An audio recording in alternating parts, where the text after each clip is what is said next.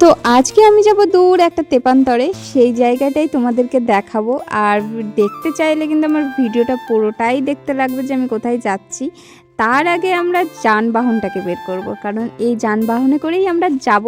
আর এটা হচ্ছে আমার মামা, যেহেতু আমি তো বাইকটাই চালাতে পারি না, আমি মামার পিছন পিছনে যাব। তো মামা তারপরে বাইকটাকে বের করলো।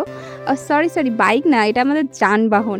আর যানবাহনটাকে তো কিছু খেতে দিতে লাগবে না, সেই জন্য আমরা চলে গেলাম সোজা পেট্রোলের দোকানে। এখন আমাদের যানবাহনকে আমরা খাওয়াবো, যাতে ওর খিদা না পায়। আর ওর যদি পেটটা খালি থাকে তাহলে তো ও চলতে পারবে না, তাই আমরা ওকে খাওয়াচ্ছি।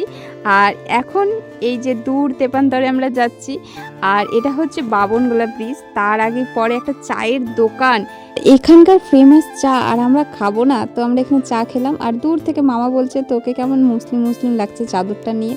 তো ঠান্ডার মধ্যে চাদর গায়ে নেব না। আর গাইস, এই দেখো, এই ব্রিজটা দেখে তো আমি পুরো ভয় পেয়ে গেছিলাম। তো যাই হোক, আমি আজকে গেছিলাম ডাক্তারের কাছে, আর ওখানে গিয়ে তো ভিডিও করা যায় না, ওই জন্য আমি ওখানে কোনো ভিডিও করিনি। আর বাড়ি এসে দেখছি আমার মা ছাদে গিয়ে আমার ফুল গাছগুলোকে নিয়ে সার্জারি করতে শুরু করে দিয়েছে। মানে যেভাবে রাখা ছিল সেভাবে ওনার পছন্দ না, এটাকে আবার সুন্দর করে মাটি টাটি দিয়ে আবার সুন্দর করে সাজিয়ে দিচ্ছে।